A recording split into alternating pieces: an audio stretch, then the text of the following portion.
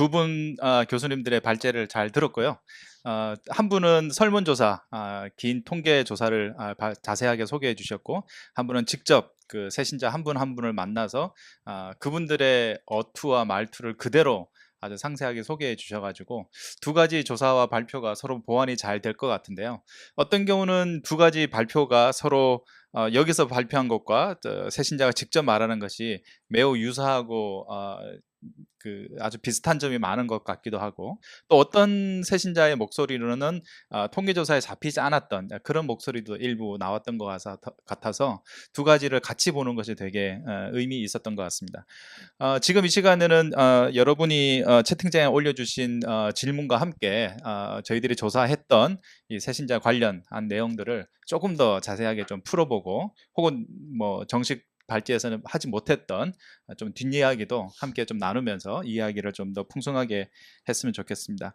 가장 먼저 좀 같이 좀 이야기해 보고 싶은 것은, 이번에 저희들이 조사가 사실상 새신자들의 유입 경로와 교회 정착 과정에 대한 거의 최초의 조사가 아닐까 싶을 정도로, 그러니까 그런 선례가 없는 그런 조사여서 어렵기도 하고 그랬는데, 실제 이 조사를 처음부터 문항 만드실 때부터 두 분이 함께 참여하셨잖아요.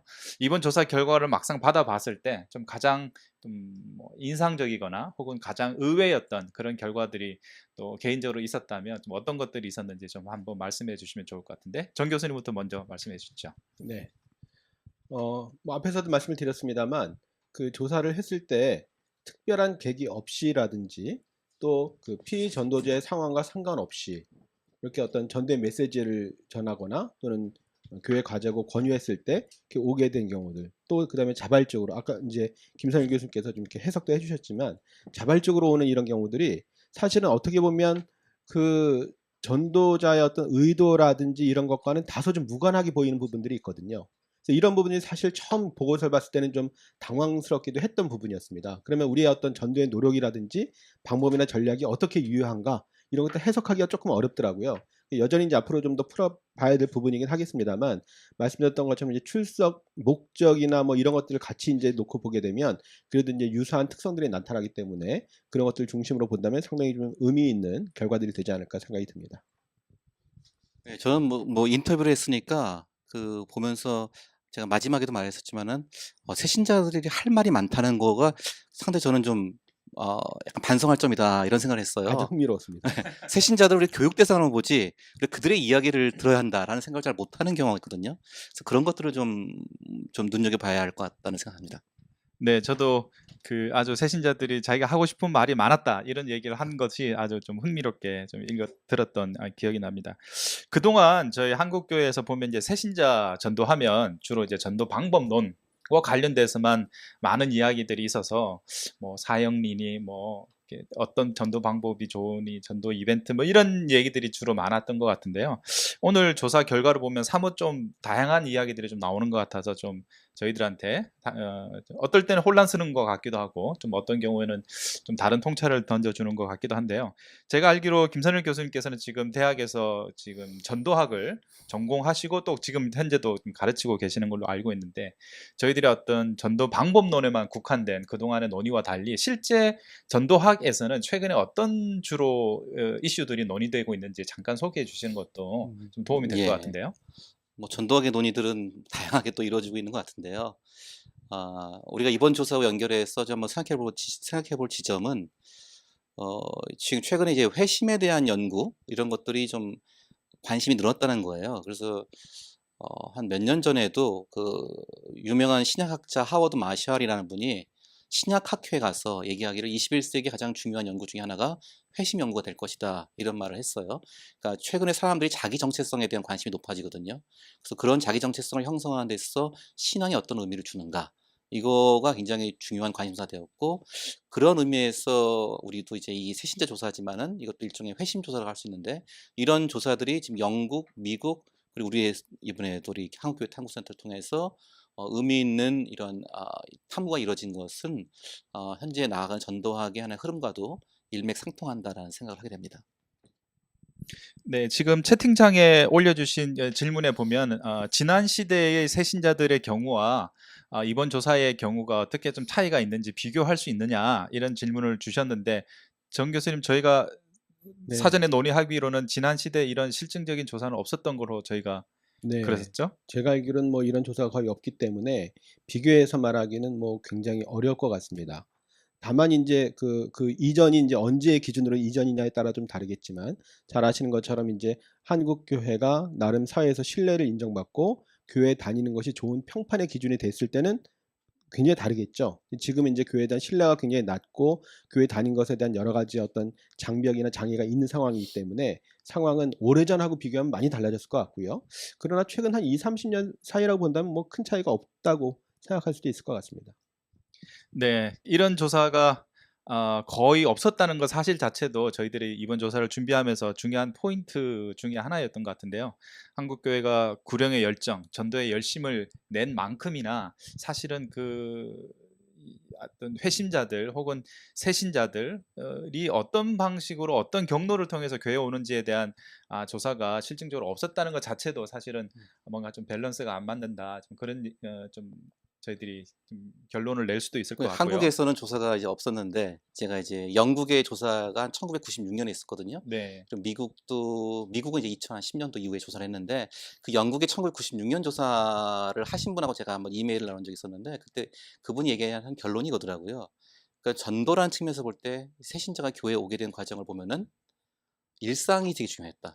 그러니까 그 사람들이 그리스도인들과 어떤 일상생활, 일상관계를 경험했느냐가 굉장히 중요했고 또 교회의 특별한 어떤 전도 프로그램이나 이벤트보다는 교회의 일반적인 정기적인 생활, 교회 문화 이게 훨씬 더 중요했다라는 결론을 내린 것들은 아마도 계속 좀 이어지는 우리가 좀 간과했던 중요한 지점이 아닐까 그런 생각을 합니다.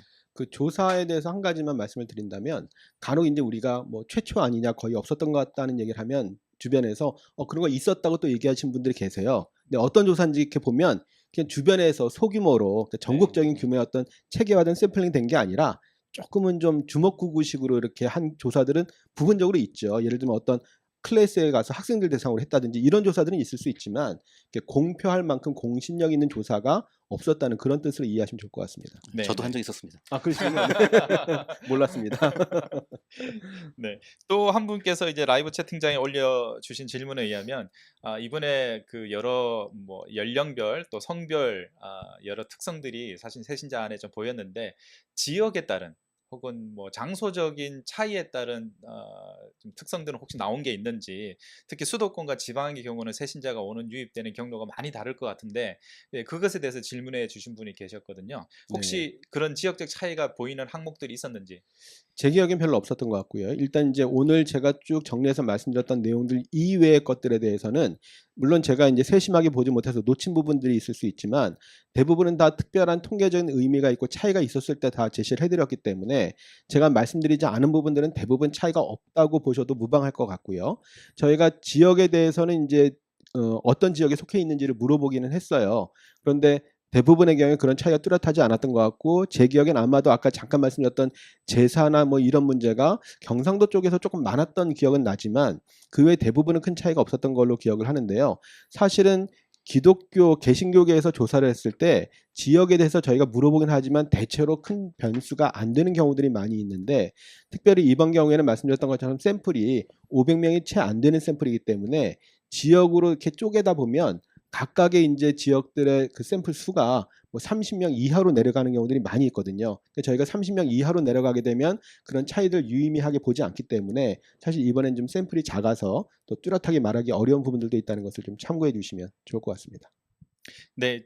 저희가 다양한 그 새신자들의 정보에 대해서 문항상으로 질문을 하긴 했고 그것을 분류를 했지만 말씀하신 것처럼 정 교수님께서 특이할 사항이라고 따로 언급하지 않은 것은 그 지역적 차이에 의한 혹은 다른 변수에 의한 차이가 크게 두드러지지 않았을 때는 별도로 언급하지 않았습니다. 그러니까 언급할 만한 가치가 있는 변수들만 주로 언급했기 때문에 그런 점을 좀 생각해 주시면 될 것 같고요.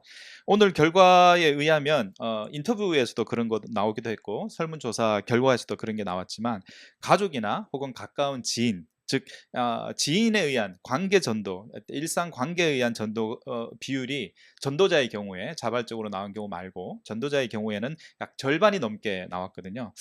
그러니까 저희들이 앞에서 작년, 재작년에 조사했을 때도 기독교가 점점 더 가족 종교화된다. 좀 저희들은 그런 얘기를 한 적이 있는데 아무래도 뭐 저희뿐만 아니라 뭐 서구나 유럽도 마찬가지고 어느 정도 사회가 안정되고 성숙해지면 그런 가족 종교화되는 경향은 불가피한 흐름의 측면도 있는 것 같은데요.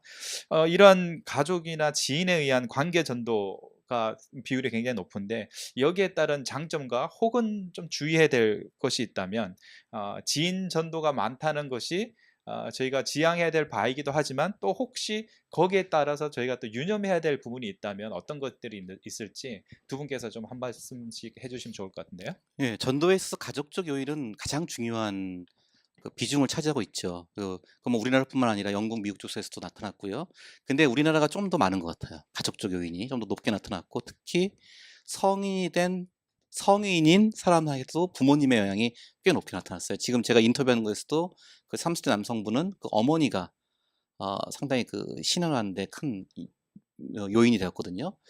그래서 이 가족이라는 것은 기본적으로 전도에 있어서 굉장히 중요한 그 영향을 주는 제1 요인인 건 사실인데 가족이 사실은 그 친한 만큼 또 불편한 것도 있거든요. 가족은 우리의 민낯을 다 드러내기 때문에 사실은 그만큼 이게 우리가 낯선 자나 조금 어느 정도 거리가 있는 사람에게는 굉장히 좋은 말을 잘 포장해서 좋은 친절을 베풀고 전도할 수 있지만 가족한테 그게 안 통하거든요. 가족한테는 평소 모습이 되게 중요해요. 그래서 가족 전도라고 할 때는 이게 너무 뭐랄까요? 좀 빗바른 얘기일 수도 있지만은 이 성품이 되게 중요하다. 평소에 우리 관계가 되게 중요하다. 그래서 가족 전도가 하나의 도전이 된다면은 사실은 가족 간의 좋은 관계, 가족 간의 화해, 가족 간의 이런 교류가 오히려 더 중요한 요인이 될 수 있을 것 같고요. 한편으로 지인이나 가족 범위 안에 너무 머문다면은 우리가 조금 더 개방적이고 좀 더 우리가 주변의 이웃들과 혹은 그 지나치는 사람들과의 좀 더 우리가 친구를 만들어가고 인간관계를 만들어가는 데서 좀 우리가 소홀할 수 있는 측면도 있거든요. 그런 면에서 요즘 뭐 선교적 교회 운동도 많이 얘기하는데 조금 우리가 이웃을 향해서 타인을 향해서 좀 더 개방된 삶을 사는 것을 이 가족 전도, 지인 전도에 대한 좀 대안으로 우리가 좀 고려해 볼 필요가 있다고 생각합니다. 저도 좀 비슷한 생각을 하는데요. 우리가 이제 지난번에 기독 청년이라든지 청소년 조사했을 때 모태 신앙이라든지 인제 아주 어렸을 때 교회 나온 비율이 높아서 가족 종교화되고 있다 인제 이런 표현을 썼는데 양면성이 다 있는 거죠. 어쨌든 기독교 가정 안에서 신앙이 잘 전수된다는 측면은 분명히 좋다고 볼 수 있지만 확장성이 없는 거거든요. 아까도 보셨던 것처럼 이전에 교회 다닌 경험이 있었다는 것이 좋게 작용했다고 말한 것은 하나의 가능성이지만 아예 전도가 되지 않아서 교회 다닌 경험이 없는 사람은 그 기회 자체가 없는 것이기 때문에 우리끼리 우리 가족끼리 열심히 잘 믿는 것이 분명히 의미는 있지만 확장성이 떨어진다는 그런 단점이 있고요. 또 한 가지는 아까 말씀드렸던 것처럼 이분들은 지금 교회에 어쨌든 들어와서 등록하고 다니신 분들을 우리가 조사를 한 것인데 그래서 인제 결국 가족 전도를 열심히 해야 돼라고 할 수 있지만 뒤집어 놓고 봤을 때 가족들 그 강요라든지 성화에 못 이겨서 교회를 안 나가는 사람들이 많이 있을 수 있거든요. 우리가 그들을 조사하지 않았거든요. 예를 들면 이렇게 전도하다 보면 동네에서 "나 저 사람 있으면 교회 안 나가." 이런 경우들 있잖아요. 그러니까 지인들 통해서 잘 전도할 수도 있지만 지인들 관계가 굉장히 나쁠 때는 그게 큰 장애 요인이 될 수도 있거든요. 그러니까 이 조사만 가지고 봤을 때 결국 가족이나 지인들이 중요하다. 중요하긴 중요하지만 우리가 모르는 또 다른 면이 있을 수 있다라는 부분도 같이 생각을 해야 될 것 같습니다. 그러니까 일반 언론이나 미디어에서 나오는 간간이 나오는 이야기들 저도 이렇게 눈여겨보는데 오히려 가족 때문에 교회 안 나가는 케이스도 많은 것 같아요. 있을 거예요. 많이 있을 그런 거예요. 얘기들이 더 네. 고백되게 많은 것 같아요. 사실 가족끼리 더 이렇게 많이 강요를 하기 때문에 제가 연구한 가나안 성도도 사실은 그런 강요 때문에 교회를 떠나는 사람들이 많이 있거든요. 그러니까 그런 가족 관계가 꼭 긍정적으로만 작용하지 않는다라는 점도 생각을 해야 될 것 같습니다. 새 신자들이 교회에 나오게 된 요인이나 또 기존 신자들이나 또 교회에 정착하지 못한 경우나 모두의 경우에 가족이나 지인들이 큰 영향이 있는 것 같아서 네. 만약에 교회를 안 나오게 된 경우를 조사하면 그 장애 요인이 굉장히 큰 비중을 차지할 수도 있습니다. 가족 전도를 독려하고 방법을 알려주기보다 먼저 가족 간의 좋은 관계를 회복하는 것, 그거를 가르쳐 주는 게 더 중요한 것 같긴 해요. 네. 예, 그 주신 말씀을 좀 이어서 질문을 논의를 좀 해보면요. 조사 중에 믿음을 가지는데 가장 큰 장애 요인이 무엇이었느냐 이런 질문이 있었고, 유사 질문으로는 교회 출석을 결정하는데 장애 요인이 무엇이었나 이렇게 질문한 적이 있었습니다. 이제 믿음을 가지는데 장애 요인으로 가장 많이 나온 것 중에 이제 상위 두 가지가 교회에 대한 사회적인 부정적인 이미지, 그리고 교인들의 배타적인 태도, 이 두 가지가 좀 가장 높게 나온 거거든요. 교회 출석 장애 요인에서도 교회의 부정적 이미지가 두 번째로 높은 그런 요인으로 나왔습니다. 사실 저 어릴 때 생각을 해보면, 주변 친구들한테 전도할 때의 경험을 생각해 보면, 전통적인 장애 요인으로 많이 생각하는 것은 가족의 반대. 우리 집은 다 불교라서 교회 못 가라든지 이런 가족의 반대나, 혹은 제사 문제라든지, 혹은 기독교에는 믿을 수 없는 배타적인 교리가 너무 많다, 이런 교리적인 문제라든지 이런 문제를 드는 경우가 많잖아요. 근데 가족의 반대나 기독교만의 독특한 교리적인 문제는 사실은 안 믿지 않는 경우는 그럴 수 있고, 또 그 문제는 쉽게 극복할 수 없는 것인데, 그런 요인으로 장애가 된다면 이해할 만한 하지만, 사실 그거보다는 교회의 부정적 이미지, 교인들의 배타적 태도, 이런 것은 사실은 굉장히 복음의 핵심과도 밀접한 상관이 있고, 또 교회가 그것을 얼마든지 쉽게 극복할 수 있는 요인임에도 불구하고 이 요인들이 가장 크게 나왔다라는 것은 좀 우리들에게 생각해 볼 만한 문제가 아닌가 이렇게 생각드는데요. 어떻게 생각하시는지, 평가하시는지 한 번씩 말씀해 주시면 좋을 것 같습니다. 네, 아까 제가 결론에서도 이제 그 말씀을 시간상 길게는 말씀드리지 못했지만 언급했던 것인데요. 계속해서 이제 교회 신뢰도 조사를 하면 굉장히 아주 낮은 수준이고요. 특별히 이제 올해 연초에도 코로나 상황에서 조사를 했을 때 작년보다 더 하락한 것을 볼 수가 있거든요. 또 이제 갤럽 조사 결과 잠깐 말씀드렸습니다만, 우리나라에서 뭐 한 10년, 20년 동안 가장 호감 가는 종교를 물어보면 개신교는 언제나 3위입니다. 조사에 따라서 불교가 1위가 되기도 하고 가톨릭이 1위가 되기도 하는데, 3위는 언제나 돈받아서 개신교가 3위거든요. 가장 호감도가 떨어지는 종교에 관심을 갖고 전도가 되기를 기대하기는 상식적으로 어려운 것이죠. 한편으로 이제 이런 얘기를 하게 되면, 우리가 뭐 인정받으려고 신앙생활 하냐, 신뢰 얻으려고 신앙생활 하냐, 이런 얘기를 많이 하시지만, 아까 말씀드렸던 것처럼 아무리 우리가 좋은 소식이라고 기쁜 소식이라고 얘기를 해도 신뢰하지 않는 사람 말에 귀를 기울이지 않거든요. 어쨌든 신뢰도가 떨어진다는 것은 신앙 공동체로서 어떤 동력도 떨어지고 전도의 가능성도 줄어들게 되고 빛과 소금의 역할을 하는데도 제한이 되기 때문에 굉장히 중요한 요인이라고 생각을 합니다. 저는 이제 인터뷰를 통해서는 이제 그런 것까지 다 이렇게 자세히 이렇게 순위를 매겨서 구분할 수는 없었지만, 받은 느낌 중에 하나는, 제가 부정적인 경험, 부정적인 이미지를 물어보니까 이분들이 더 우리가 좀 경각심을 가져야 될 것은, 그조차도 없는 경우가 있었더라고요. 관심이 없었다, 아예. 그냥 교회는 그냥 뭔가 조금 이상한 집단 같다라는 정도의 느낌만 갖고 아예 관심이 없었다, 종교에. 이런 반응들이 꽤 나왔어요. 그러니까 이게 이제 우리가 한편으로는 교회가 사람들에게 어떤 면에서는 지금 이미 동떨어진 우리만의 삶을 살고 있다는 것이 또 하나의 큰 문제가 아닌가. 그래서 그런 면에서 오히려 지금 정반대의 좋은 경험을 했을 때 오히려 개인적으로는 마음이 열리는 모습들, 우리가 전체적으로 볼 때 교회의 이미지가 안 좋아지고 계속 전 교회의 선교에도 부정적인 요소로 작용하는 것이 사실이지만, 또 개인들의 삶 속으로 가보면 그 안에서 또 좀 모험적인 삶을 보여주는 사람들, 아까도 공통적으로 얘기하는 게 자기와 이해관계가 없는 사람인데, 자기와 무관한 사람인데 자기한테 관심을 가져주고 자기를 챙겨주는 것에 상당히 큰 인상을 받았다는 그런 반응들이 나오거든요. 그래서 그런 면에서 우리가 좀 교회가 전체적인 사회에 부정적인 이미지가 있지만, 그러나 교회가 좀 개별적으로 우리 각 주변의 사람들에게 좀 더 성의 있고 진실한 태도와 그런 습관을 형성하는 것은 여전히 계속 해야 될 우리 과제가 아닌가 생각합니다. 관련해서 통계 한 가지 더 소개를 드리면, 아마 작년인가 조사한 걸로 기억이 나는데, 우리나라에서 가장 사회봉사나 복지활동을 열심히 많이 하는 종교가 무엇이냐라고 물어봤을 때 사람들이 개신교라고 대답을 했어요. 가톨릭이나 불교보다. 그런데 어느 종교가 하는 것이 가장 진정성이 있었느냐라고 물어보니까 가톨릭이 제일 많이 나오는 거예요. 그 다음에 불교고요. 근데 불교는 수치상으로 굉장히 낮은 수준인데도 진정성이 있다는 면에서 훨씬 더 순위가 올라가게 되고 개신교가 가장 많이 하고 있음에도 불구하고 진정성은 가장 낮은 것으로 평가가 되고 있거든요. 그런 점에서 우리가 과연 어떻게 사람들에게 읽히느냐, 우리의 모습에 어떻게 비치느냐 하는 것도 사실 굉장히 중요하다고 볼 수 있습니다. 네, 하여튼 조사와 또 인터뷰를 통해서 직접 듣는 새신자들의 여러 모습들은 측면들은 많은 것들을 좀 생각하게 하게 하고 현재 한국 교회들이 수십 년간 해온 여러 가지 또 모습들과 이미지들을 다시 한번 더 돌아보게 좀 하는 그런 측면이 있는 것 같은데요. 물론 저희 이번 조사가 이번 하나만으로 완벽할 수 없고 완전할 수 없고 그런 측면이 분명히 있고 저희 조사에서도 미흡한 측면이 있지만 이런 조사를 또 연구를 또 시발점으로 해서 추가적으로 계속해서 언제나 저희 교회의 가장 큰 사명 중에 하나는 또 생명을 얻고 또 생명을 돌보고 또 생명을 풍성하게 하는 것이기 때문에 이런 조사와 연구는 더 다양한 방식으로 계속 이루어져야 된다고 생각을 합니다. 오늘 온라인으로 참여하신 분들이 좀 여러 분 계신데 시간이 이제 거의 다 돼서 이제 마쳐야 될 것 같습니다.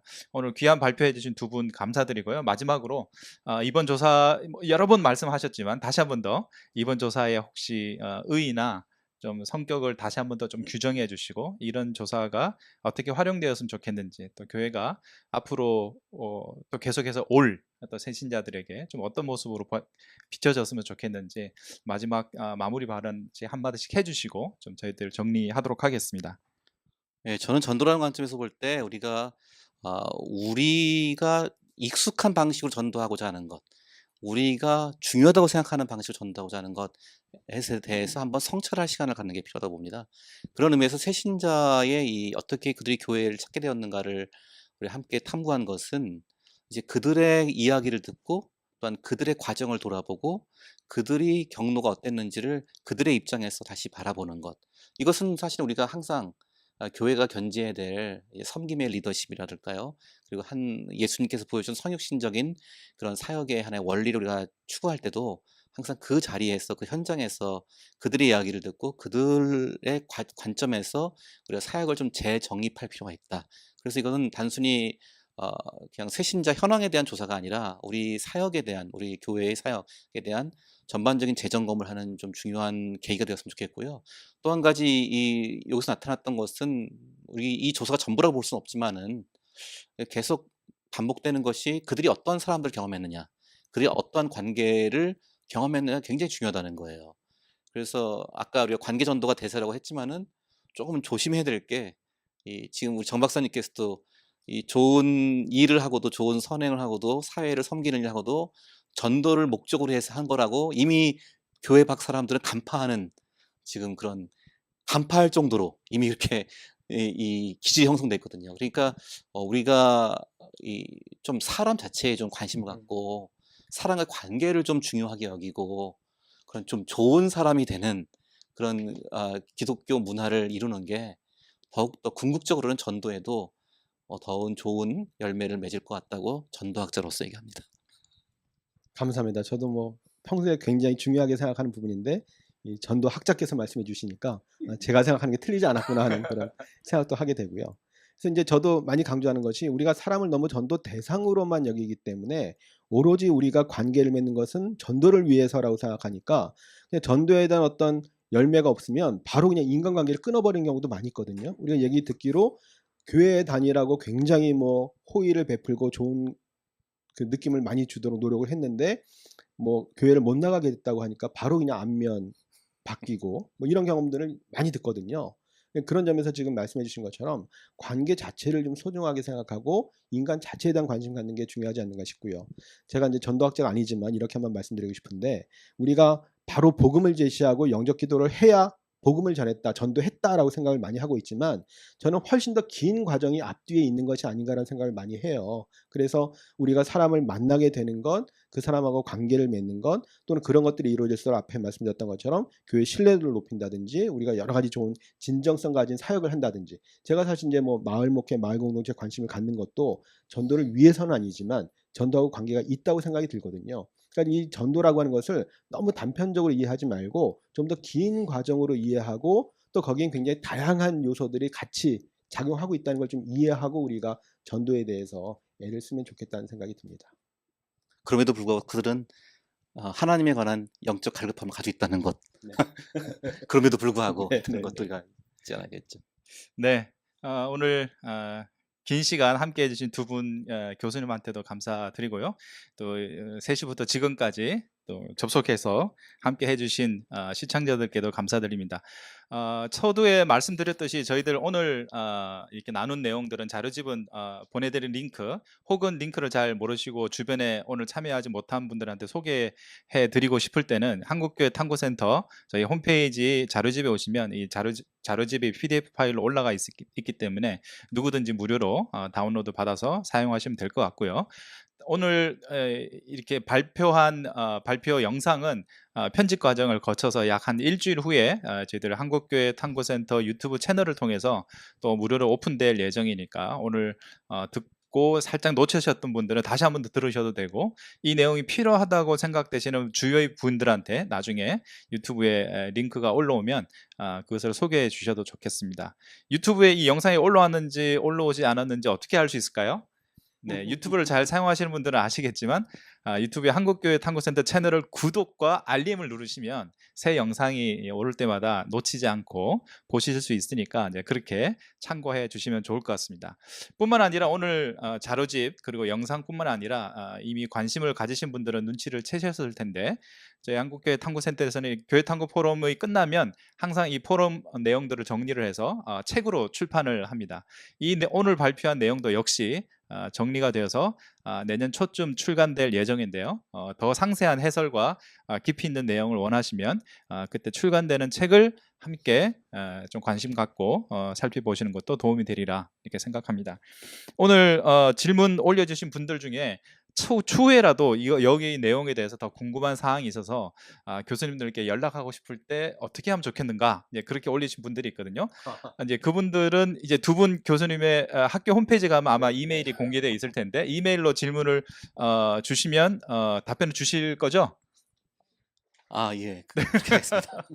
네, 답변을 주신다고 하니까 더 추후에 더 관심이 있으신 분들은 개별적으로 이메일을 보내셔도 좋을 것 같고요. 혹은 교회나 소모임에서 이 두 분 교수님을 초대하셔서 강사로 초대하셔서 그렇게 얘기를 듣고 나누는 그런 시간을 가져도 좋을 것 같습니다.